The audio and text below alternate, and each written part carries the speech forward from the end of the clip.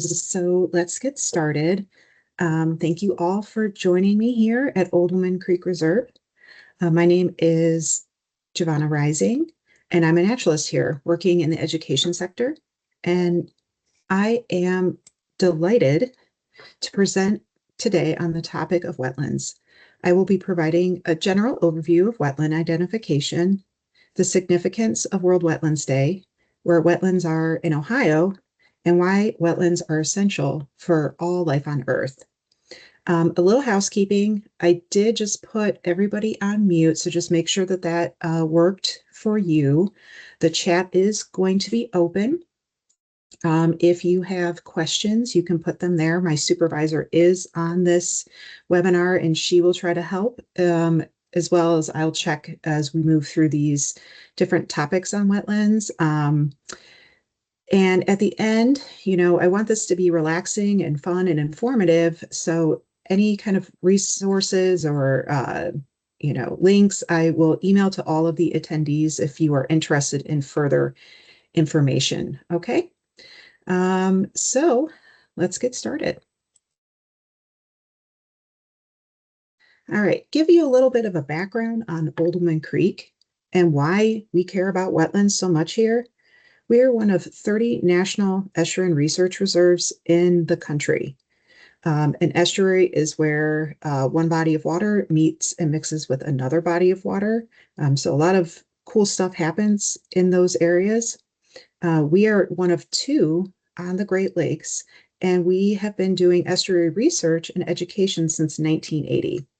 So the NARS get the majority of their funding through the National Oceanic and Atmospheric Administration, otherwise known as NOAA. The rest comes from state partners who are also tasked with maintaining and protecting the reserves. Our state partner is the Ohio Department of Natural Resources. Now, looking at the map, you can see that the majority of the reserves are on the oceanic coasts, or where salt water meets fresh water, all along here, the Pacific, the Atlantic, and the Gulf.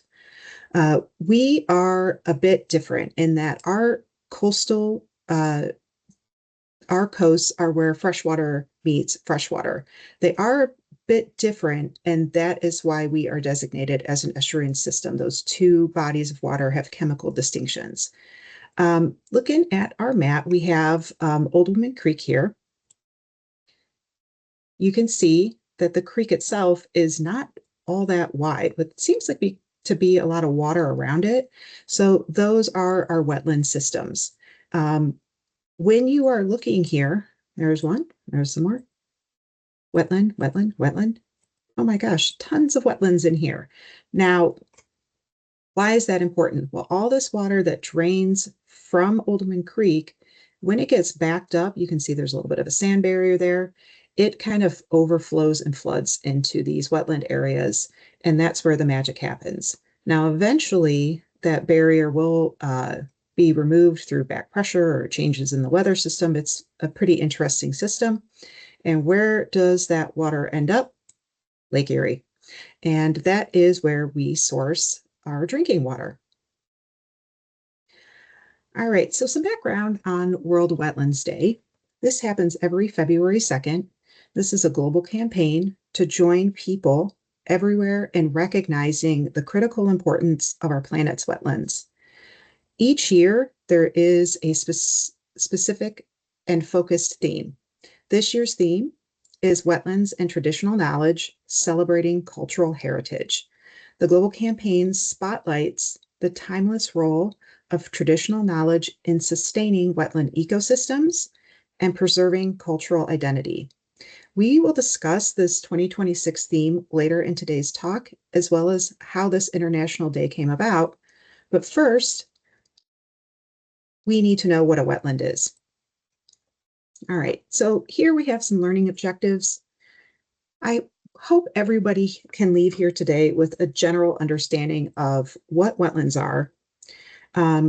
When you're out and about, know how to identify them, learn some tricks, understand how wetlands work and how they work for free. We'll talk about some examples of Ohio's wetlands and what kind of plants and animals you can find there. We'll talk about the Convention on Wetlands and what that means. And again, of course, threats to wetlands and how we can, as individuals and communities, protect and care for them. So let's get into a definition of what a wetland is. So I threw the US EPA definition of a wetland. As I was kind of doing some research for this webinar, I found a lot of different wetland definitions. There are some very complicated ones and some that, cut all the verbiage down. So one of my favorite quotes is from Ernest Hemingway, who said, "Know how complicated it is and state it simply." Albert Einstein also said, if you can't explain it simply, you don't understand it well enough. So here is a simple explanation that we use at Oldman Creek. Wetlands are land areas that are wet at some part of the year. Okay, they're saturated or flooded with water permanently or seasonally. A wetland may be dry for extended periods, but in general, the water table, so that water under the soil, is at or near the land surface long enough each year to support aquatic plants. The idea that the regular presence of water changes what can even grow in that ecosystem and how the soil functions. This is why wetlands are distinct from, a yard that gets a lot of rain sometimes. So how many of you have houseplants? The number one killer of houseplants is overwatering. The overwatering leads to root rot or an inability for the roots to breathe. So how do these plants that we see in wetlands survive? Well, these plants are specially adapted and are referred to as hydrophytes. Hydro means water. Phyte means plant or plant-like. Those are just some Greek terms that they use to make science words. So here's a quick breakdown of a general wetland ID method. What are you looking at? Okay. If plants are present, the plants present are mostly hydrophytes, soil is wet and saturated, then you're looking at a wetland. With this method, you would need to have some basic knowledge of hydrophytic plants, and we will cover that today. If you see the hydrophyte plants present, but there's no soil, so you're looking at an aquatic bed, or maybe instead of soil, there's some other kind of substrate, still a wetland. If you see no plants, but hydric soil, still considered a wetland. If you go down a rabbit hole with defining wetlands, it can get pretty complicated pretty fast. Much of that information is beyond the scope of this presentation. It often involves, testing of the water chemical levels and things like that. But I do want to start off with two big descriptors, tidal and non-tidal. Tidal wetlands have a different setup than non-tidal wetlands. The water moves in and out with ocean tides throughout the day. So just think about how plants and animals that live in and use tidal wetlands have to adapt for that. So there's water sometimes during the day and then there's not.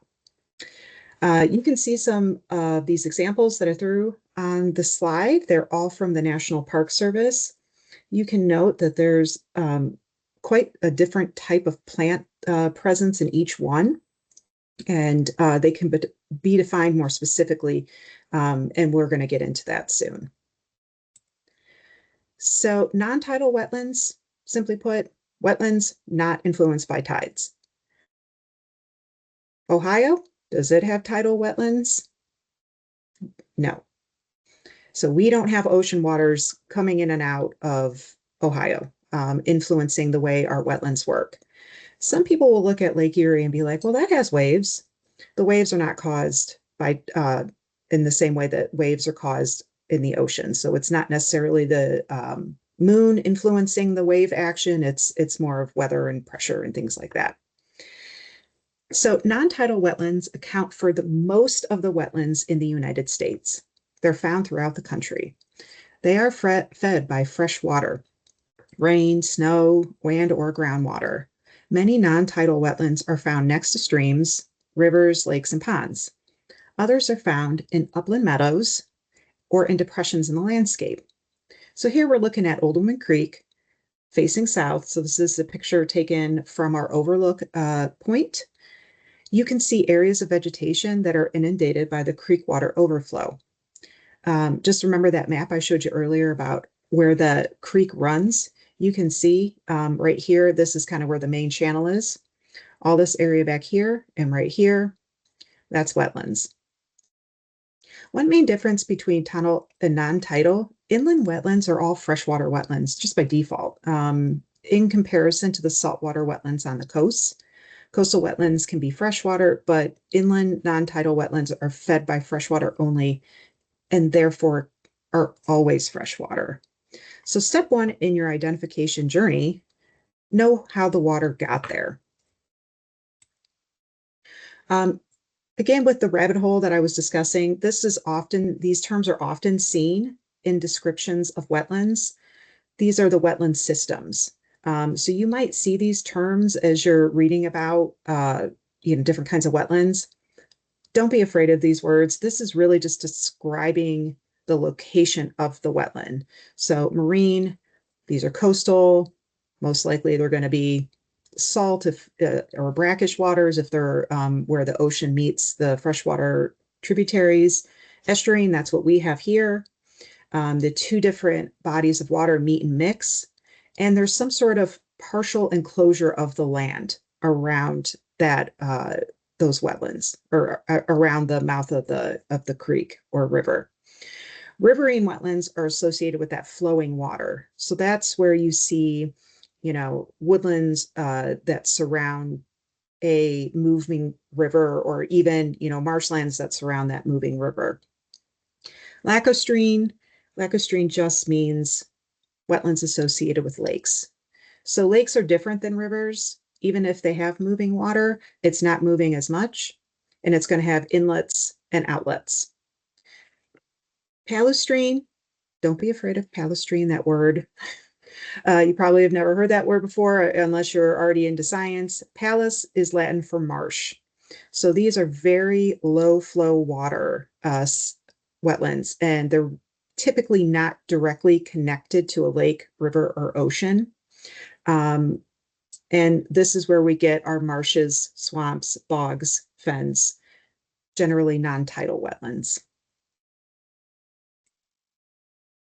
All right, so let's start discussing the different types of wetlands based on vegetation and the water source. So I love this diagram. It's a great diagram to get the discussion started. You can see the different types of plants that can grow based on their elevation in comparison to the water. Now, this is a coastal wetland. You see that there's a lake here. So this is freshwater, most likely. And as you move up the land, you can see different plants have the capability of growing in those different locations. So right here, we're looking at swamp. We have forest and shrub. And over here, we have some different types of marshes. So we're going to first talk about swamps. These are areas that have woody plants, whereas the marsh areas have non-woody or herbaceous plants present. So we're going to just discuss the difference between the woody and non-woody plants as we move forward.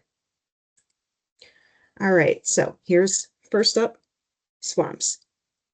I often hear the term, and maybe you do as well, swamp can be like this broad brush term for all kinds of wetlands. It seems like when people think of wetlands, they think of swamps or vice versa, as if that's the only ecosystem. There are specific characteristics that make up a swamp. Swamps are described as forested wetlands. You have woody species dominating all the other plants. That doesn't mean other plants aren't present. It just means the majority of the plants are woody, either trees or shrubs. Their soils are typically saturated during the growing season and can have standing water throughout the year. So we can further define swamps based on the specific type of water-tolerant trees present. So there could be conifer swamps. This picture comes from Michigan State University's Natural Features Inventory. Conifer swamps can be white cedar, spruce, fir, tamarack. Looking at this picture, I'm looking at this kind of lumpiness in the ground. It's like, oh my goodness, we try to walk through that, we would twist our ankle, right? They may have uneven ground. These lumps are called hummocks, and then you have these depressions. These are great for supporting undergrowth species like ferns, orchid, and mosses. And also certain migrating birds love conifers, and they'll nest here or rest here, like warblers and chickadees. Next, we have hardwood swamps. These can be a mix of deciduous and conifers or just all broadleaf deciduous trees. In the north, we see a lot of red maple or pin oak trees. These tend to be pretty common in swamps in the northern and cooler areas of the country. In the south, you see more of the cypress and the willows more than pin oaks and red maple. You can see in this picture, there's still hummocks here, even with all of this, wet land. Next, we have mangrove swamps. Mangrove swamps are coastal wetlands, so they love the salt water. They can be found in those estuary habitats where freshwater and saltwater meet and mix to form that brackish water. In North America, we have them along the Gulf Coast from Texas to Florida. Again, you can just imagine how such a dynamic ecosystem would support a wide range of animals. That constant movement of water in and out allows for nutrient replenishment at a regular interval. All right, so next up, moving away from the tree-dominating swamps, we have something called a shrub swamp. Quick definition of a shrub versus a tree. Trees are generally seen with single trunks, whereas shrubs are multi-trunked and tend to be shorter. So certain shrubs can get pretty tall, but they're generally under 30 or 40 feet. Now, some of these shrub swamps can include trees, but that are just kind of young and on the shorter side. Okay. Shrub swamps are similar to forested swamps. Their dominating vegetation are basically just bushes. So you're looking at buttonbush, willow, dogwood. That's going to be what we see in these areas. One thing to note, you can see shrub swamps oftentimes next to the tree-dominated swamps, the forested swamps. We have a shrubby area at Old Woman Creek that spends much of the spring season in pretty it's very squidgy, though. When you go walk those trails, the trails can get pretty water, saturated, and standing water throughout that area of the preserve. In our transitional area, we have a lot of dogwood, we have brambles and crabapple, but we do see the pioneer tree species, those ones that like to show up in new areas like ash trees and poplars. I do want to do like a quick focus on, this area.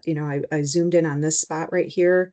You can see the leaf litter under the water, under this clear water. So this is an amphibian's dream, okay? This is what the tadpoles love to feast on. These pockets of wetlands that show up in the spring with the rain and snow melt are known as vernal pools. So vernal means spring. These spring pools offer a protective habitat for critters, and it allows them to lay their eggs safely away from any fish that may want to eat them, and provides them nourishment that they need. So this area gets pretty dry, so fish are not going to be hanging out there, obviously, but those amphibians that need a wet area to have to use as nesting sources, absolutely love vernal pools. All right, so I put together this little cute graphic. Who uses or lives in swamps? These are some of our North American examples, but globally, a huge range of animals use swamps for meeting all their everyday needs. Elephants, ibis, crocodile, duckbill, platypus, all sorts of migrating birds use swamps at some point in their lives. All right, next up, we're going to talk about marshes. So you can see from this cutaway, these marsh plants vary based on the water level with them. The word emergent is used here a couple times. That means that the plant is coming out of the wet soil. The plant's shoots rise into the air above any water. They tend to have a rigid structure, but they're not wood. So typically we find these plants in shallow water, not super deep, so a few inches to a couple feet. These are pretty adaptable plants. Okay, so they can handle if they are being temporarily submerged during like a flood, season, but they are rooted to the marsh bottom. Okay, so you can see the taller reed-like plants are higher up in the land, whereas, the vegetation gets a little sparser through here. You end up with these submerged vegetation, and then you've got your aquatic vegetation. All right, so there are non-tidal and tidal marshes. They share the same general characteristics. So you end up with that emergent vegetation dominating instead of woody trees. They can have patches of open water, and trees can be present, but they are not the dominating species, right? So according to the EPA, non-tidal wetlands, so that's what we have in Ohio, are the most prevalent and widely distributed wetlands in North America. So marshes, they have 9 subclasses. We are just going to stick with the basics today. So if you're walking around, you're like, what am I looking at? What kind of wetland is that? You're going to know that you're looking at a marsh. All right, so marshes are generally low-lying wetlands. The water can be up to 6 feet in depth. It can be still or slow moving. It can be permanent or temporary. Again, we may see trees, but the shrubs that we see are predominant. Or I'm sorry, the reeds, grasses, rushes, those are the predominant plants, the herbaceous plants, not trees or shrubs. So you can imagine like cattails and grasses and very kind of movie, like they love to be moving and swaying in the wind in marshes. They're very pretty. In the open water areas, we may see the submerged aquatic plants doing great. So in some of these areas, if it gets deep enough, we might see some water lily or American lotus, some of those types of plants. So here is a marshy area at Oldleman Creek. You can see the different plants. Right here, the American lotus is kind of bursting through the water, really. And, there is some petals still on this particular flower, but most of the seed heads have lost their petals. In the back, you got a little pretty egret right there. And then you see the difference between the lotus and the water lily. The water lily is floating on the water, whereas the lotus is bursting on through. So both types of these plants are considered submergent, but they behave very differently in the water column. All right, here's a fun little rhyme to help you remember how to identify some common marsh land plants. Sedges have edges. So that means that this portion of their leaf is like when you touch it, when you're running your fingers along through it, it has this triangular shape and you can feel an edge to it. Rushes, which is a type of herbaceous marsh plant, are round. You can even kind of see it just looking at this picture that is a round kind of tube-like structure. And then it has all these frilly bits at the end that are really pretty. But when you look at it inside, rushes are round, and then you can see some tubes in there. And grasses have nodes from the top to the ground. So as grasses grow up, they get these node structures along, their reeds. All right, so who lives in a marsh? Well, who doesn't? I mean, a lot of animals come here and use marshes to support their life, their life cycle at some point. Some of them stay here year round. Some of them, bebop in and out based on their migration patterns. Um, if anybody recognizes this picture, it is McGee Marsh Wildlife Area. It's located on the Lake Erie coast of Ohio. So McGee Marsh is a popular destination for birders. Um, Thousands and thousands of migrating birds pass through here during the migration season. And when you stop to think about that, we have to think about what do they need as they're moving through from north to south and then from back up from south to north. They need to stop, eat, and rest in a safe location. Now, some birds and waterfowl stay and use the area as nesting grounds. Some use it as a fly-by dinner. We know that over 300 species of birds have been recorded here. Just think about the fact that they don't just come here just because it's a pretty place. They need, resources. So a wide variety of food and insects, fish, small mammals, plankton, you name it. All those things need to get the benefits from a place like this as well. So because this is connected to the coast, we could see some, fish coming into spawn. It has materials for muskrats and beavers and other fur bearers to build from. So yeah, and I put a little snake over here because they need areas like this as well. They might be built, having their nests in this area. And again, we could have the secretive marsh birds. Look at those guys. So yeah, huge variety of species rely on wetlands for their everyday needs. Okay, so another great example of a marsh is the Springville Marsh State Nature Preserve.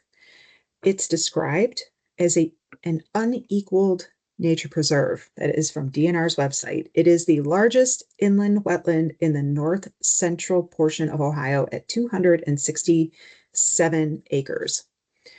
The preserve has several threatened and endangered plant species. Now, it is described as a marsh. However, this mighty wetland includes a shrub swamp and a sedge meadow. Remember our little sedges have edges? Many wetland-dependent species, like the yellow rail, love sedge meadows and prefer them as nesting grounds. So when you've got like a specialized need from an endangered species, this is why these areas are so important to preserve. Next up, I wanted to talk about prairie potholes. Now, on this map, you can see Ohio is not included in the prairie pothole region, but these are really, really important for our migrating birds. They are freshwater marshes. They occur in glacially depressed areas of land, most often in North American Midwest. These depressions fill with snowmelt and rain in the spring and are much loved by migrating bird species. So most of the prairie potholes you see are technically vernal pools. Okay, so they're ephemeral. They're not there year round.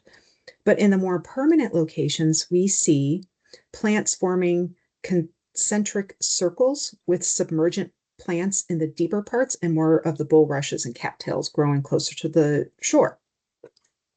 So the U.S. Fish and Wildlife Service says that the prairie pothole region is called America's Duck Factory, since around half of the continent's ducks, 10 million, spend at least part of the year there.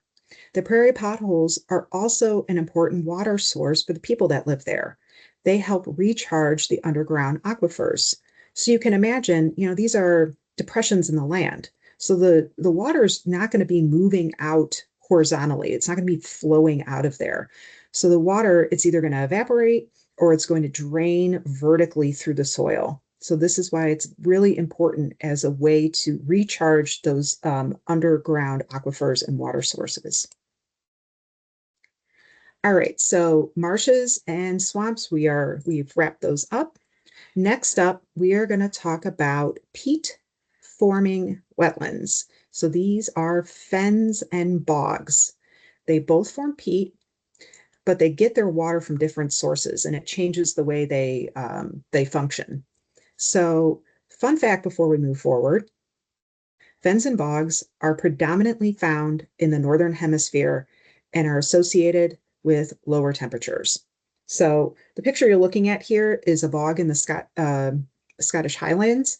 Um, they're kind of known for for their bog land, and I promise you I won't say anything in a terrible Scottish or Irish accent as we move through here.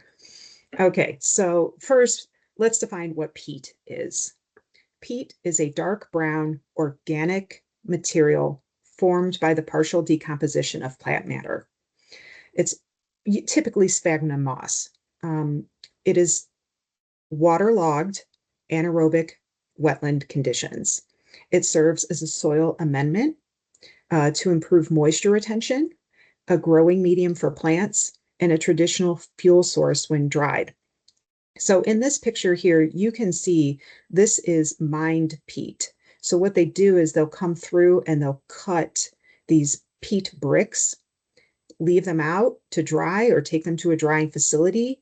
And what people can do, rather than, burning wood for warmth, they burn the peat. I will say there is a popular movement amongst gardeners in the United Kingdom and the Great Britain area to stop using peat in potting soil. We're going to talk about what happens when you degrade a wetland later, but there's much more environmentally responsible options because potting soil, you might be using that for a year or two and then you're chucking it. We have other options, right? So you can make leaf mold, you can have vermiculite if you need more drainage, you can have, perlite if you want, that type of amendment to your compost. The other thing of note is that peat bogs store twice the amount of carbon as all of the other world's forests combined. The fact that it takes centuries for peat to even form um, is just crazy. It's bananas to, pull it up and then use it for something, so fleeting. So it can be very destructive to the habitat as well. There could be, critters or plants that rely on peat and its, long-standing presence in that ecosystem. So unfortunately, yes, they do still mine it for burning purposes and heating purposes, which might be necessary for the people that live there. But if you're going to be doing some potting, you can find other ways to amend your soil rather than peat. Okay, so looking at bogs. So bogs, big difference between fens and bogs is where they source their water. Bogs get their water from mostly rain. They're really only found in areas with abundant rainfall. So in this picture, you can see some of the moss growing in here. They grow throughout, they form like a dense mat. I just finished reading a book called The Bog Queen, and they were talking about how people, that live in these areas will take like a long pokey stick, and as they're walking through, they don't just like walk casually across these areas. They poke the ground first before they step, because this can, kind of bounce up and down, and you could slip through some of these looser areas. So they want to make sure that where they're stepping is secure. And you can see the moss mat is going to form and eventually connect over this. And as that, peat dies back, it creates, layers and layers and layers of the peat, and it creates like this acidic water, an acidic soil. So very limited amount of plants can thrive here. We end up getting a lot of those carnivorous plants. So your pitcher plants, your sundews, some fly traps, things like that. They end up in bogs because they're looking for other sources for nutrients that aren't available to them in the soil. So bogs in the United States are mostly found in glaciated Northeast and Great Lakes regions, and we call them northern bogs. We do have another type of bog in the Southeast, so think the Atlantic region, and we're going to talk about them as well. They're called pocosins. But first, let's talk about our northern bogs. So again, northern bogs, low temperatures, short growing seasons. So you're not getting a lot of, plants that can handle that. Lots of rain, lots of fog, lots of humidity. These bogs can have significant amounts of open water surrounding by floating veg or covered in vegetation, totally covered, right? Sphagnum peats create those highly acidic waters. And so these wetlands have plants that just happen to really love those conditions. So we have cranberries and blueberries, pine, certain types of tea. All those plants love acidic soils. We have a lot of animals that rely on bogs for survival. One being the Sora rail, another being the greater sandhill crane, great gray owl, just to name a few. Other species such as moose and deer and lynx use bogs as habitat. One little fun fact that I read was, the Laplandic people that, they kind of migrate with the caribou. The caribou up there need mosses and bogs to to live. So you can imagine, if they have a degradation of the bogs up there, how that could negatively really impact their entire, culture and ways of living. So yes, so even though they seem pretty bleak, there are a lot of animals and plants that have adapted to this type of environment. Next up, we have precocins. This is in the South. These are mostly evergreen shrubs. Those trees dominate the landscape. They're found on the Atlantic coastal plain, so Virginia all the way down to Florida, but most of them are found in North Carolina. They're away from any kind of bodies of water, and the land is very broad and shallow and basin-like. They get most of their water from rain, and they're subject to periodic wildfires. So this habitat, in a very cool way, has become a fire adapted ecosystem. So they do rely on intermittent wildfires to thrive. Some of the pond species that are prevalent here are pond pines, loblolly pines, longleaf pine, but you can also find pitcher plants here and Venus flytraps. This is a great stopover for our migrating species. There's also like berries and brambles and fun things like that in here as well. So lots of places to rest and be protected from that thick, dense shrub story. Next up, we have fens. So fens, just like bogs, form peat, and they do get some rain, water, but they also receive nutrients from other water sources. So what we're looking at here, you could have, like water coming from like an upslope, or even moving through mineral soils where the water is seeping from the grounds, or it's going through, some sort of substrate that delivers nutrients. So because of this like additional water source, they differ from bogs because they don't have such acidity in their soil levels, and they have a higher nutrient availability. They have, because of this, they are able to support much more diverse plant and animal communities. If you go to a fen, they're covered by grasses and sedges and rushes and wildflowers, so they could look like a wet meadow, but the big difference is they're forming peat, okay?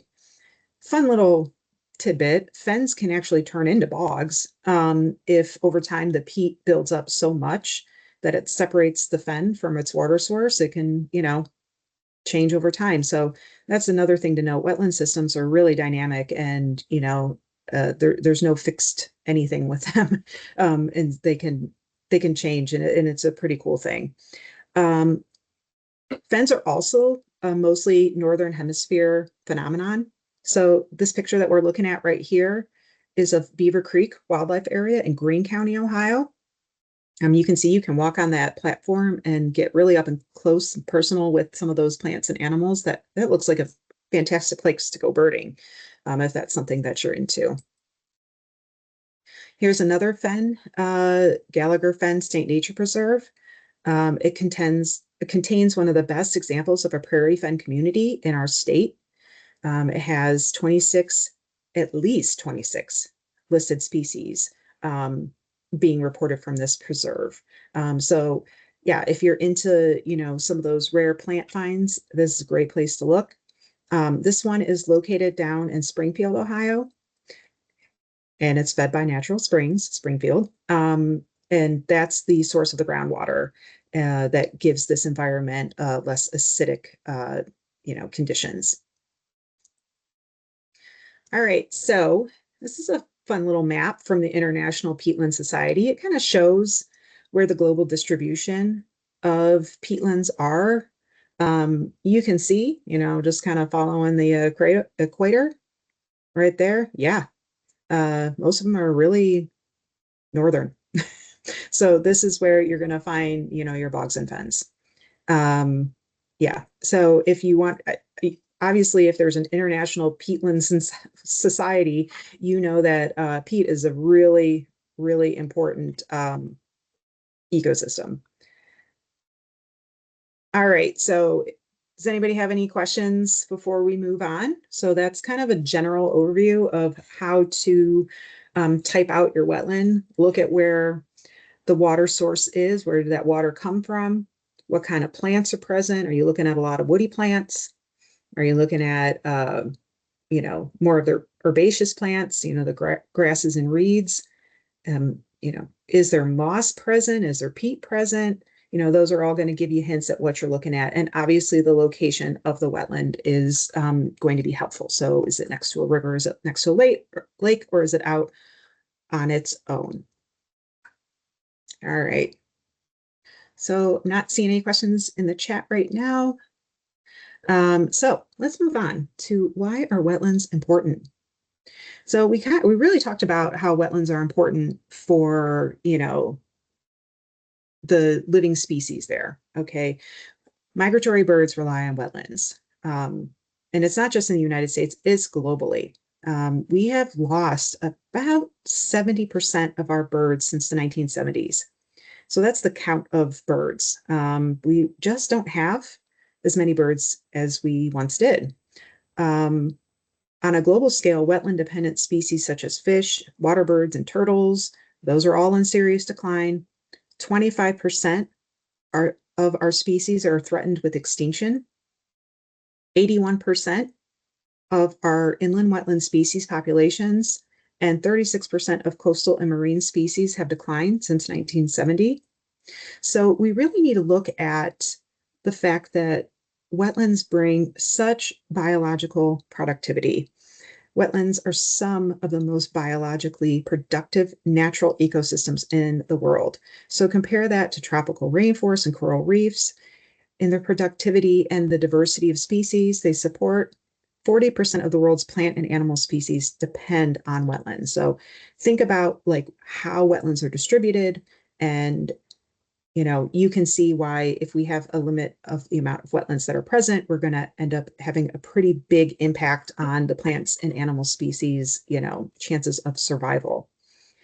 So the abundant vegetation and shallow water in wetlands provide this diverse habitat to be there. The aquatic plants flourish in the nutrient-rich environment.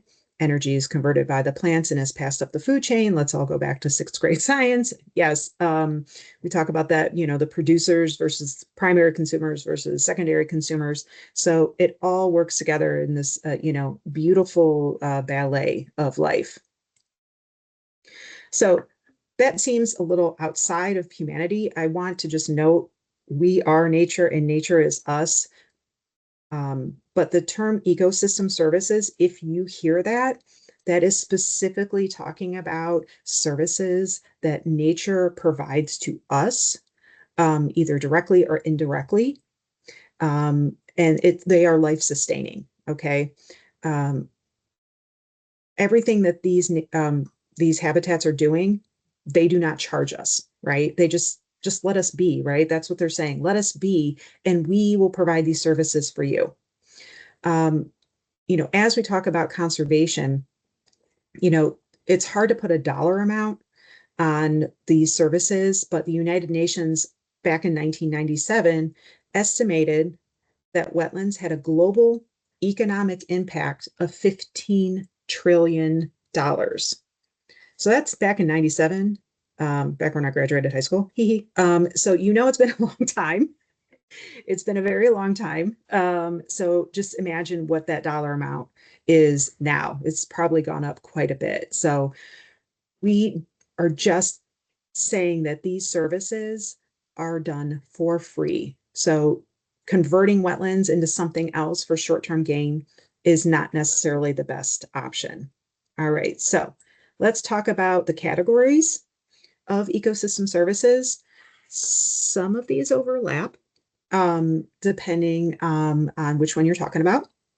And not every wetland ecosystem or every habitat in general offers every single ecosystem service all the time. Wetland ecosystems can see different combo platters of these four categories. Just think about a swamp. A swamp provides a lot of shade, which would help keep water temperatures cooler more than an open marshland. So just that thermoregulation that you get in a swamp is not something that you necessarily would see in an open marsh. All right. So we have provisioning, regulating, supporting, and cultural. So let's start off with provisioning. Provisioning, how are they providing for us? Let's talk about what falls under that category. Globally, we see natural and man-made wetlands being a source for growing food. Rice is a big one. If you didn't know, rice feeds about 40% of the world. We also saw cranberry bogs earlier. There's always opportunities for fishing or game hunting in wetlands as well. You can see in this picture right here, this comes from India. So there's some nets deployed in a wetland to get food from there in a different way. We also have marsh plants like marshmallow, some typhas, which are the grasses like cattails that have parts that can be consumed as well. They're real starchy. Many places around the world, wetland plants are also used in building material, paper making, weaving, medicinal purposes, feed livestock. So those are some of the things that wetlands can provide. Here's another example of provisioning. So this is quite colorful, but these are salt ponds. It's another use of wetlands. These are evaporation ponds in the San Francisco Bay Area. So basically the ocean water is diverted into these ponds and, the powers of the sun evaporate the water and then they can harvest some of the salt. You can imagine this is probably more effective in warmer climates than in others, but yeah, that's another way we can use wetlands for what they can provide us. One of the most important ecosystem services that wetlands do is water filtration, which also falls under the regulation category. But what it's actually providing is clean water. Wetlands act as a natural filtration system to trap water, filter it, and remove excess nutrients from it. This is a natural and cost-effective infrastructure to prevent the growth of harmful algal blooms. So, you're looking at forested stream beds. They're acting as buffers to absorb all that sediment and nutrients and other materials as that water is rushing through. And, we have the marshlands that are doing very similar things that we discussed. One of the big things that we do here at Old Woman Creek is test the water as it moves through the creek.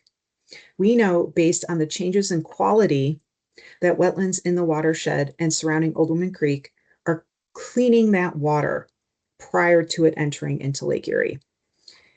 What we are seeing here is our 27 square mile watershed, not very big, ending with a coastal estuary right here at its mouth. The watershed is a mix of 3 land uses, so mostly agricultural. Okay, so 66% of the land around Old Woman Creek is agriculture. There's 14% urban and 20% natural. It flows from Huron County north into Lake Erie. Now over here, you can see just by looking at these little dots. Green, all by the wetland mouth, the mouth into Lake Erie. So we have lots of wetlands in here, and the water here in the estuary is cleaner than the water coming into it. So there's going to be some schmutz that is coming off the land, and these wetland habitats along the way are cleaning it before it ends up in our drinking water. This report, by the way, is from Erie Soil and Water. This is fantastic. They do this every year. If you're interested in learning more about this, we do have a Science Friday coming up where they reveal our watershed report card for Oldman Creek and 3 other Lake Erie tributaries. All right, regulating. This is the next category of ecosystem services that wetlands provide for us. Some examples are climate regulation, flood control, and air quality maintenance, waste decomposition, and detoxification. So let's get into it. We discussed how wetlands are providers of clean water. They do that through the water capture and filtration method. That water is slowed down, spreads out, and has an opportunity to leave sediments and nutrients. Oftentimes these sediments, that silt, that extra, silty brown stuff that you see coming off of the land, it's kind of like has a backpack full of nutrients. It's very effective at carrying nutrients with it. And when that sediment drops through the water column and lands on the soil or substrate that's under the water, it can take those excess nutrients with it. Okay. The water will be cleaner, and as it moves down through the soil to replenish the groundwater, it can also move horizontally to refresh ponds, lakes, and other freshwater resources. So that's a big one. They're very efficient at storing carbon. So this is the carbon cycle. You can see it's quite complicated, but what we're looking at here is that these plants, they photosynthesize, they take that carbon, they sequester it underwater, store it in the soil. As they consume it, you might see some fluctuation in the carbon intake versus, output. But for the most part, we have a net carbon intake in these ecosystems. Okay. And it can stay there for a long time. One thing to note, if they are left undisturbed, when you disturb a wetland, whether you convert it, you drain it, anything like that, it's basically reversing all that goodness that has happened thus far. So this is another reason why we need to make sure our wetlands are protected, because they're so effective and so efficient at storing that carbon and helping for climate change and all of that jazz. But you degrade them to the point where they're no longer functioning, it's going to have a pretty big impact on our planet. You may have heard the phrase blue carbon. Let's discuss what blue carbon is. That term refers to coastal wetland regulating services. So looking at the map, you can see it's all those like oceanic coasts. There are some freshwater coasts, but for the most part, you see sea grasses, salt marshes, and mangroves all along the coast of the continents. They capture and hold carbon, just like we were talking about, and act as that carbon sink. They are much smaller in size than the planet's forests, right? They're not taking up a lot of land. But they sequester carbon very, very quickly, much faster rate than anything you could see in a forest, and can continue to do so for millions of years. So global distribution of blue carbon, tidal marshes, and seagrasses, you can see, depending on where you are, you're going to have different habitats, okay? The other thing to note about coastal wetlands is the protection they provide for storm events. They act as storm buffers. So you think about those big systems that move through, they've got big waves, big wind. Wetlands can dissipate that energy from incoming waves and help protect the coast from erosion, so that they're ready for it. They can move, they can, juke. They're ready for those waves, and they are very effective at protecting our shores. All right, so what are we looking at here? This is Lake Dora in Florida. Um, we're going to talk about the term eutrophication real quick. Eutrophication generally means the process in which excess nutrients accumulate in a body of water. And because those excess nutrients are so disruptive, they can result in an increased growth in organisms, and then those organisms deplete the available oxygen in the water. So anything living in the water needs oxygen, just like we need it, on land. They just get it in a different way, but they get it from water rather than air. So when you have a lot of plants showing up like this, because they were fed from nutrients that are coming in and inundating that system, eventually those die off, right? And algal blooms are, I think everybody knows generally what an algal bloom is. When that happens, for them to decompose, they have to have oxygen. So that decomposition basically sucks the oxygen right out of the water, and you get these dead zones. Now, I did notice on this one, you have some wetland plants over here. You got a little bit of wetland plants over there, and you got what looks like a great blue heron, maybe a gray heron right there. And it's like, well, there are some wetlands here. Why aren't they working? Well, what I'm thinking, and it looks like this might be a problem, they could be at like max nutrient absorption capabilities. There's not a lot of wetlands comparatively to the amount of greenscape that is surrounding it. Now, I don't know what's on the other side of this lake. I'm not an expert at determining why algal blooms exist in certain areas, but I believe just by looking at this picture that a contributing factor might be all this grass, very green lawns that are up here that are not really doing much to absorb excess runoff, and there is a possibility that they might be using fertilizer in some of these residential areas. So you can imagine what I think is unfortunate is that you got benches here. I think the intention is that people could walk down this path, sit and enjoy looking out at the water, but instead they're looking at pea soup. I kind of mentioned this earlier. We know that wetlands can absorb and slow down large amounts of water.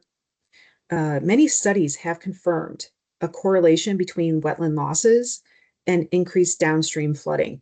Okay, floods have been problematic for humans throughout our entire history because the lowlands around water sources are a great place to build. They're flat, they have a great soil, they're near navigation routes. The land itself is flatter to build on. But if we, degrade the environment enough where those wetland protections are gone, we're going to be dealing with more intense flooding situations. So that's why that's a good argument to leave those wetlands in place.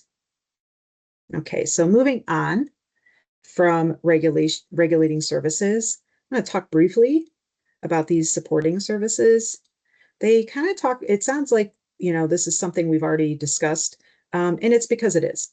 Supporting services are the services that allow for the other ecosystem services to be present. They have indirect impacts on humans. They last over a long period of time.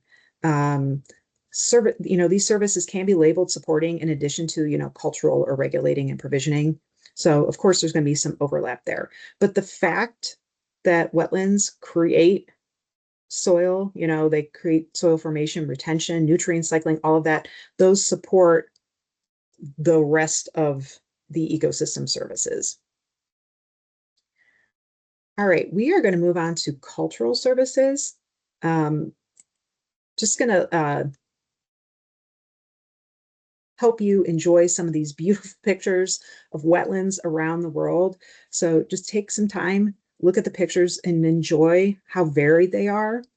Now, this year's World Wetlands Day is centered around the theme celebrating cultural heritage. So this is just a way to spotlight the timeless role of traditional knowledge in sustaining wetland ecosystems and preserving cultural identity. On World Wetlands Day, the website, anybody around the world can post a picture of a wetland from their country. So I'm going to showcase some of these photos so we can see how beautiful and varied these wetlands are around the world and how integrated they are in people's everyday lives. Now, this is a picture of a national reserve with a wetland in Peru. It's beautiful. So from prehistoric times, many hundreds of generations of people have settled in and around wetlands, often transforming their wetlands into cultural landscapes in which natural and human-made elements are uniquely combined.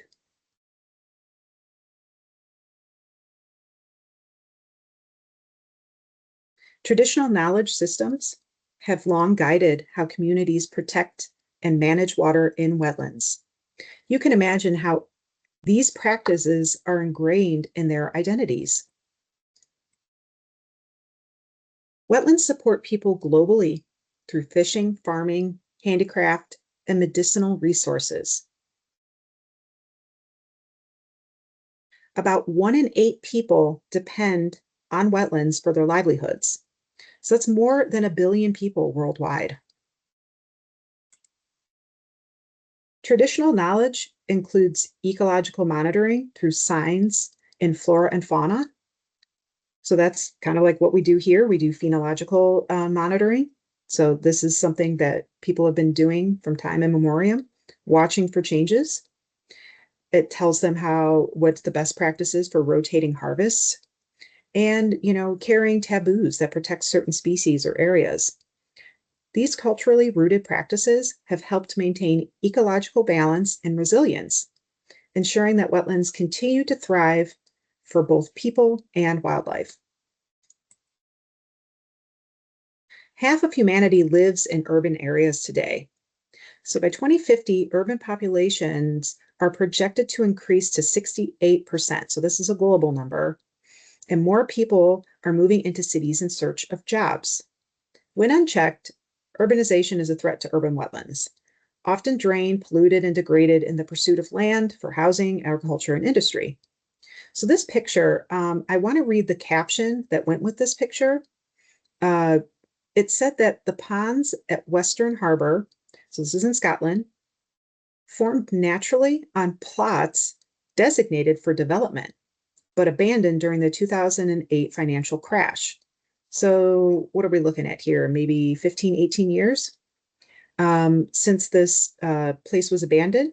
The plots have rewilded and now feature self-sown trees and 3 rainwater-fed ponds with abundant wildlife. Urban wetlands make cities livable. These natural green spaces offer city residents a place to relax and enjoy access to a wide variety and diversity of plant and animal life. We are looking at an outdoor classroom in Thailand.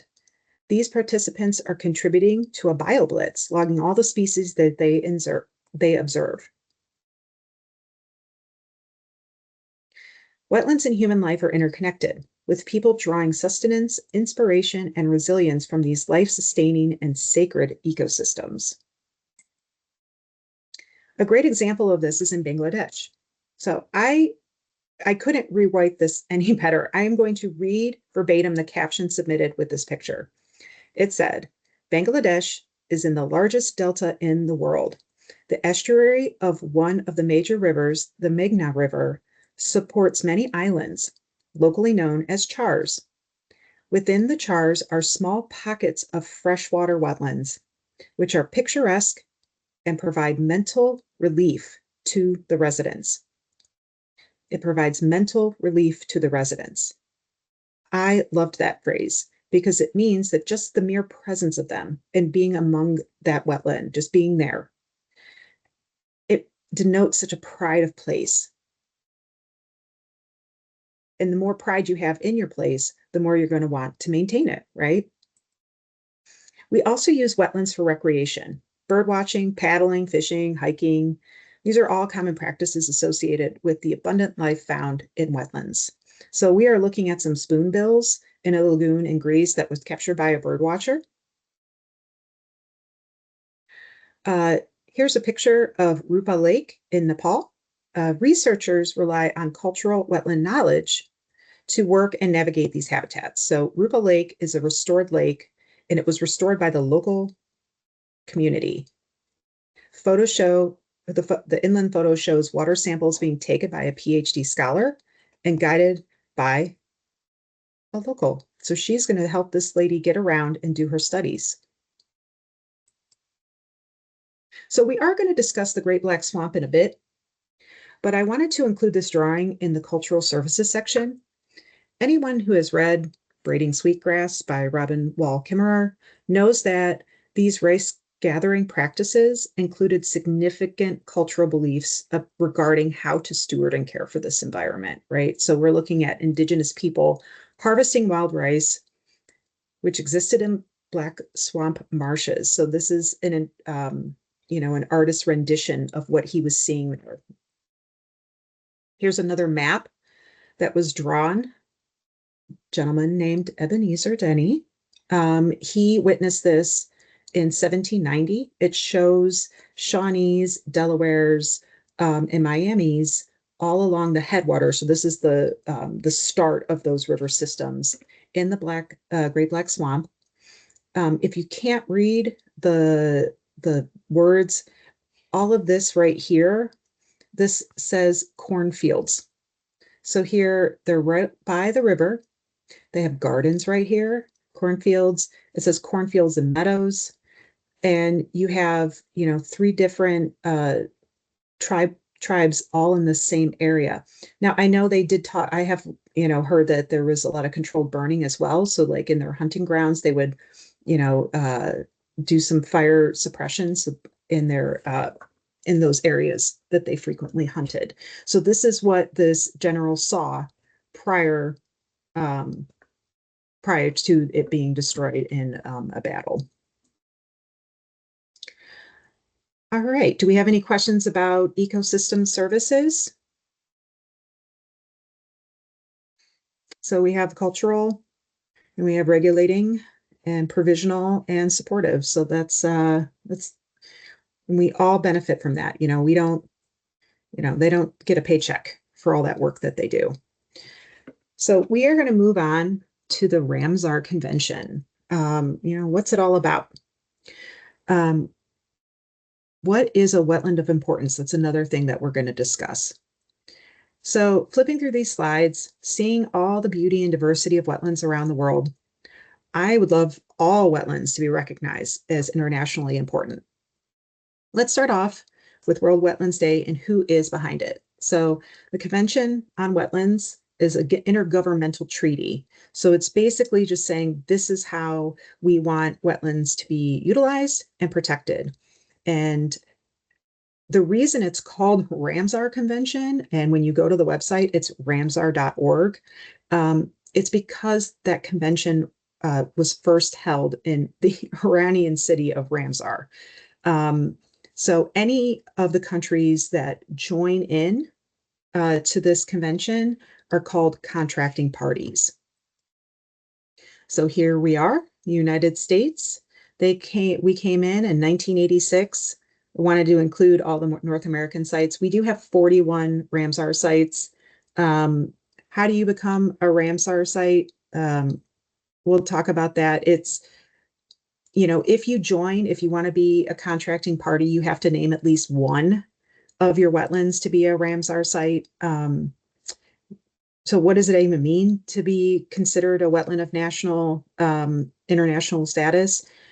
They're significant in value, not only for the country or the countries in which they are located, but for humanity as a whole. So they tend to have very unique properties. So here's another view of the global distribution of wetlands of international importance. This kind of drives my competitive nature. Is like, okay, America, let's get some more on the map, right? We got some great wetlands here. So there's 2,500 Ramsar sites around the world. They cover about 2.5 square kilometers, which is an area larger than Mexico. So if you add them all up, that's what you get, right?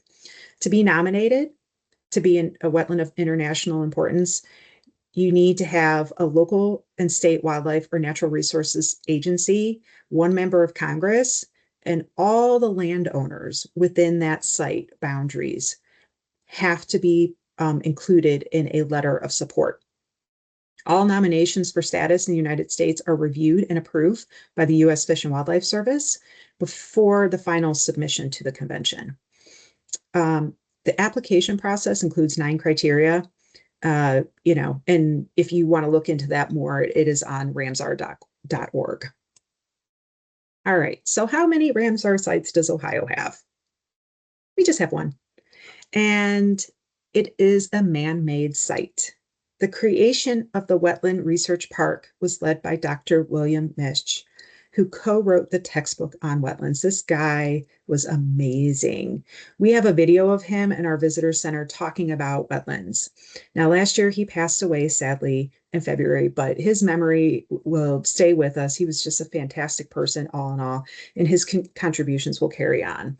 So this site, which is part of Ohio State University, is used by thousands of students in their educational pursuit, hosting biology and ecology related courses, and also hosts research projects. So many peer-reviewed studies were supported by this location. It was recognized as a wetland of international importance in 2008 because of its support of wetland conservation practices and a significant educational value. Here's another picture. This is a little grainy, but this is what the certificate looks like. I just lost my mouse. There it is. That's what the certificate looks like. And then, this one's in India. It's a beautiful site. You can see their certificate is provided to that location. So then they have obligations because once they become a Ramsar site of maintaining it in a certain way. So let's talk about Ohio and its wetlands. So this is one of the maps. We actually have this in our visitor center as like a hologram. We can see on the map, this isn't a mountain range or anything.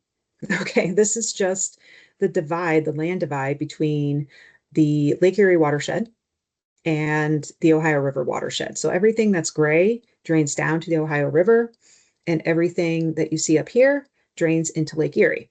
Now, if you note, it says that these wetlands that you see, so anything in the dark green, were pre-European settlement. Right here, this whole area right here, that's the Great Black Swamp. And, there was a lot of, filtration services that were occurring because this land is kind of, lake level, a little above lake level. And so the water, when it would come in here, would just sit and act like a big kidney, filtering all that water. And those wetlands, much like a sponge, soaked up all of that water and then slowly released it into Lake Erie.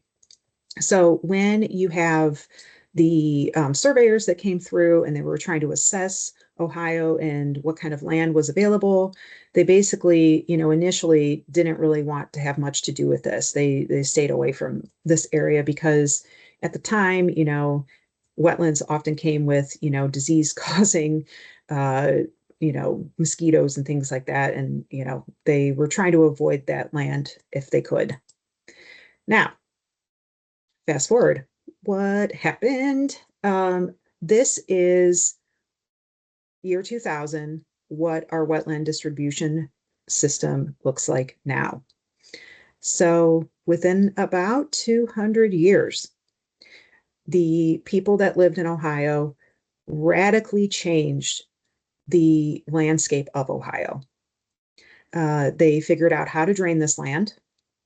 And they're like, hot dog, this land is full of nutrients, and this will be great for farming and creating homesteads. Like, remember what we talked about? This is, these are sought after lands. So once they figured out how to drain that land,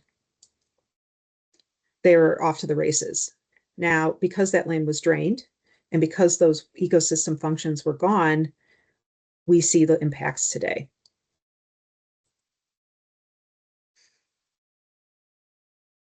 Okay, we have a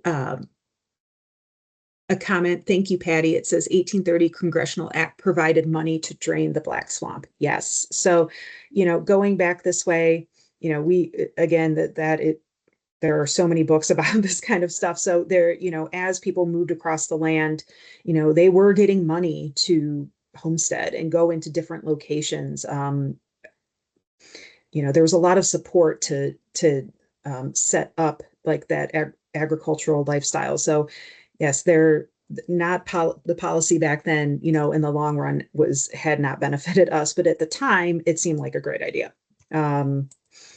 All right. So if you're wanting to know where any wetlands in the United States are, we have this really cool thing from the U.S. Fish and Wildlife Service where they maintain a U.S. wetlands inventory. If you like having fun with maps and GIS and that kind of stuff, you can go on here and you can pull up your local area and find out where the wetlands are and what kind of wetlands. Now here I did a quick cut of Old Woman Creek.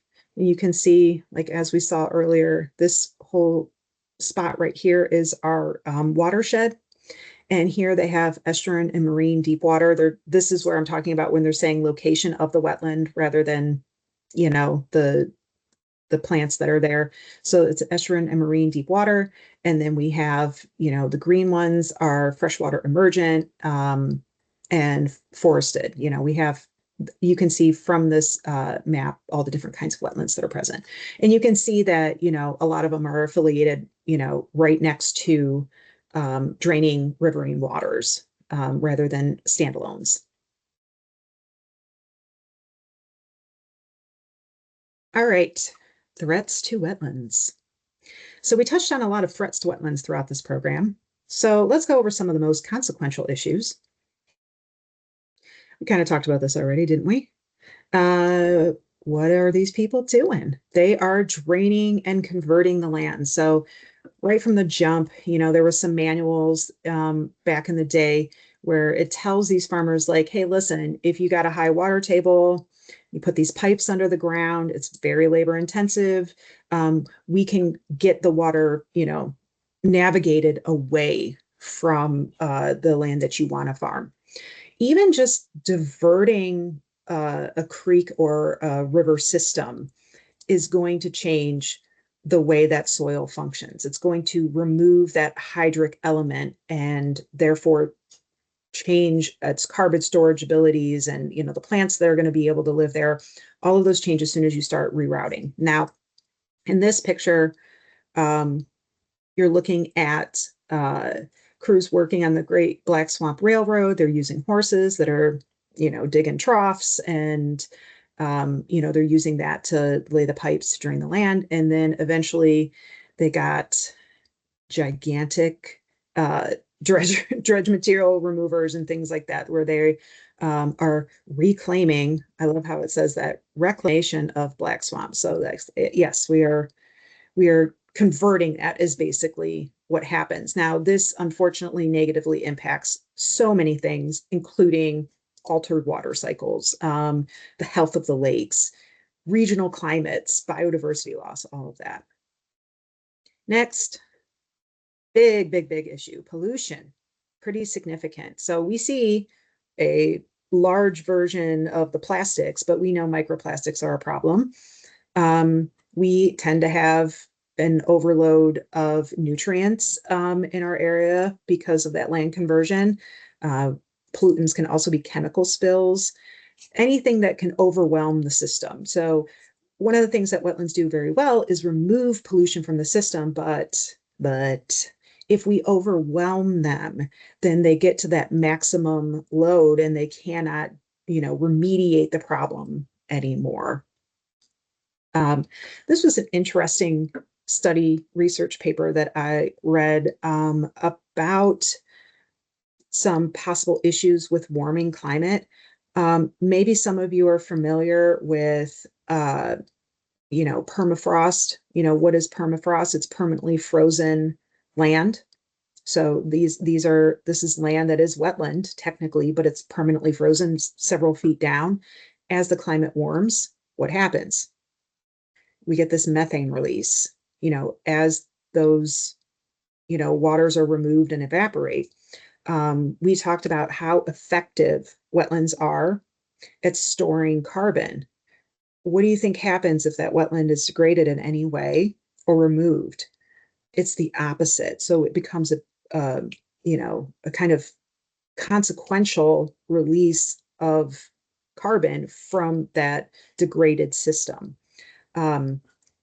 So that is something to keep in mind.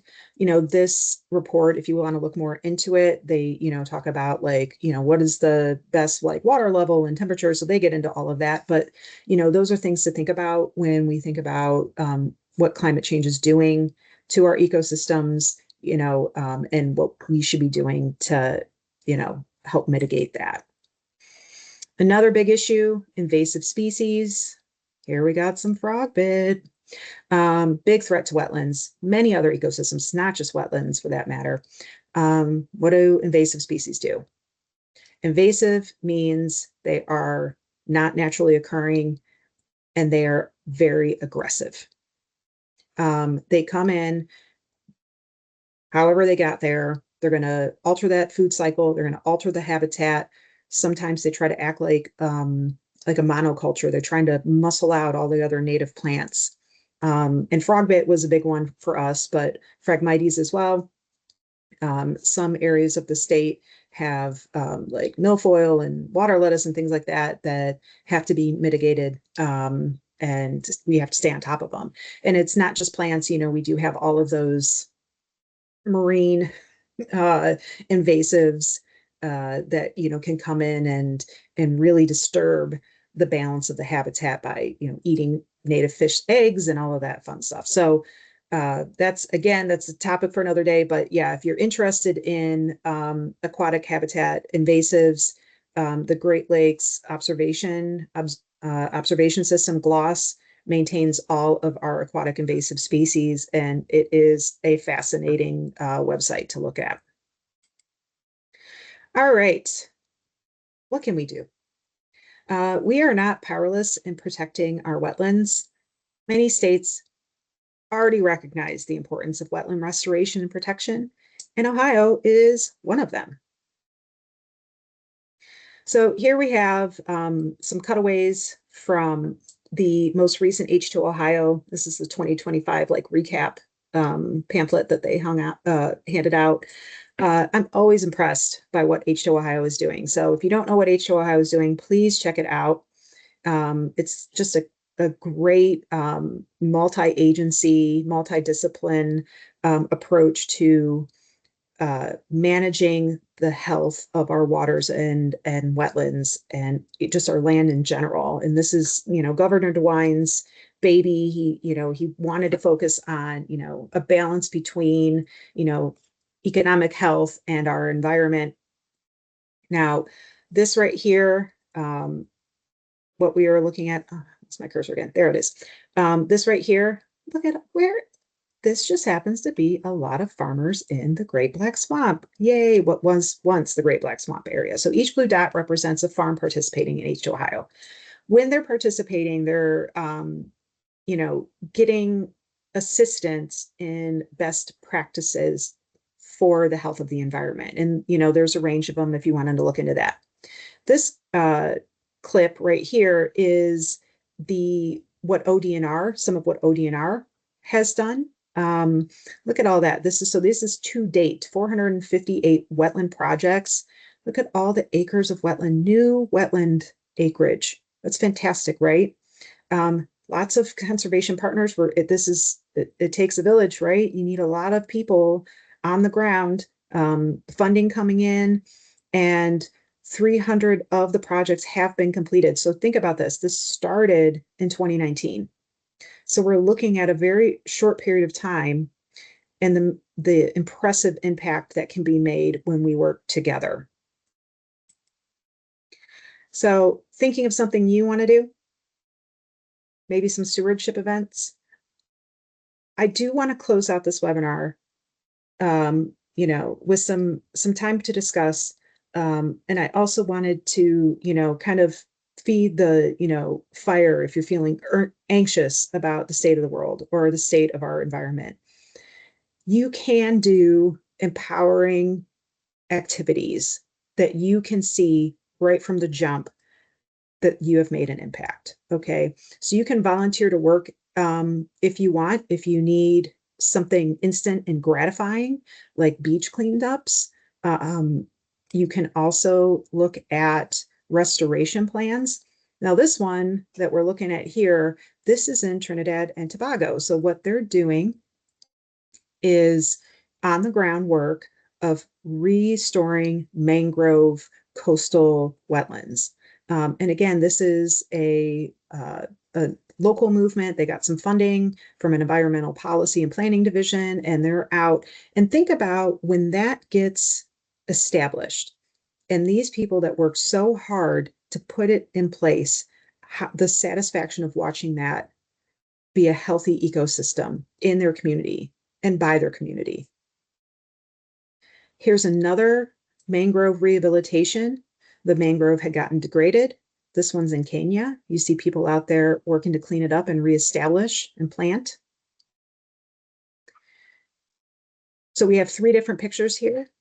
We have in India, this was a drive for wetland and riverine planting in India. So they were trying to gather and join forces to get some funding to help restore some of those wetlands around their rivers. We also have another one in Kenya where they're planting some doing some habitat restoration there. And this is a conservation corps working to restore this fragile wetland ecosystem on the Ivory Coast. So locally, what you can do, learn about your community. How does your drainage work? How do your pipes work? How do your sewer systems work? Where does the water go? Where do you get your fresh water? What are the threats to the water quality, to your water supply? Where are the wetlands around me? So knowledge is the first step. And, hopefully with the things that you've learned here, you have a better understanding going in to understanding your community. Other thing, attend local meetings. Pay attention to local zoning laws. Any proposed changes. Sign up for government agency newsletters to stay on top of what's happening. Now, the EPA, our Ohio EPA, sends out notices of like proposed changes and provisions and all of that. And it's separated by county. I mean, they make it easy for you to stay informed. So that's something that you can look at doing. If you have, zoning board meetings or anything, show up, listen. I've seen a lot of communities rally together and tell, their boards what's important to them and what they want to see. It can happen.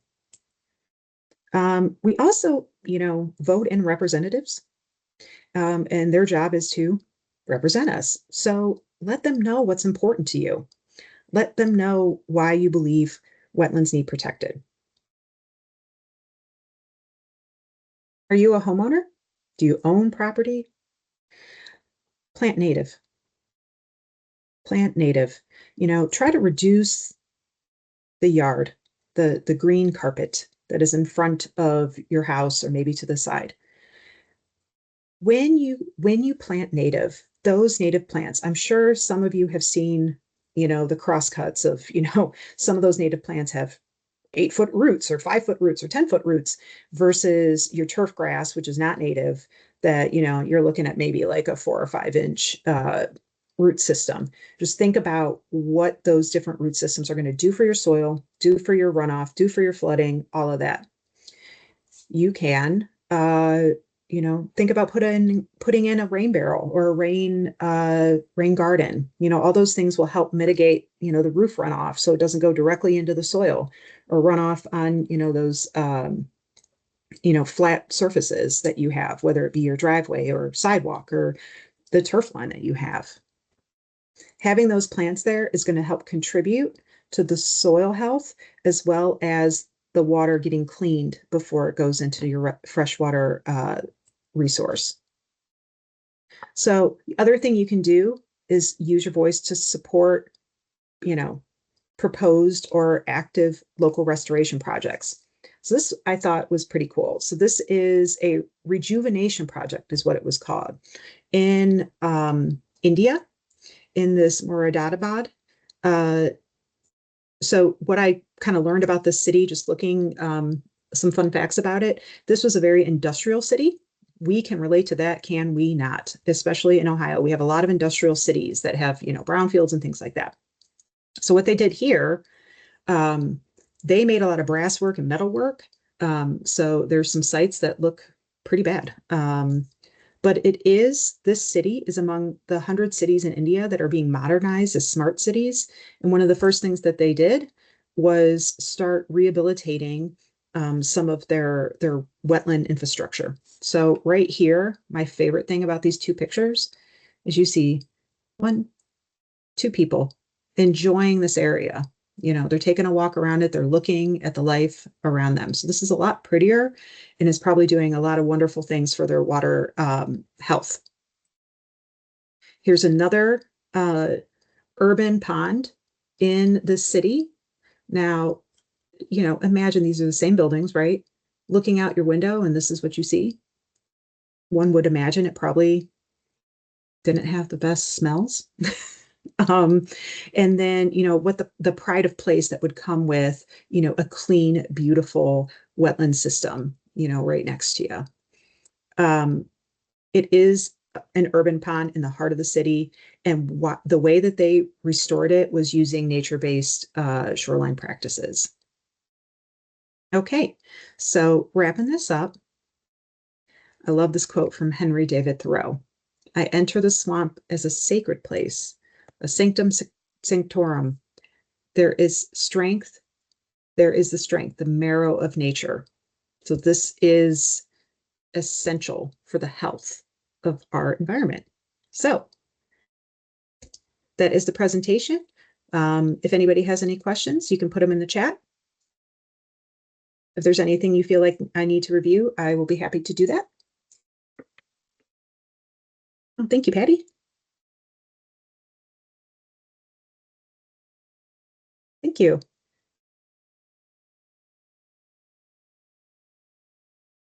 All right. So if there's no questions, you are free to go. I will take the list of all of the resources that I had, and I will forward them on to you. If you want to, look them up, if you want to, learn a little bit more, I'll be happy to send that along to all of the attendees. So you all have a great day. Thank you so much.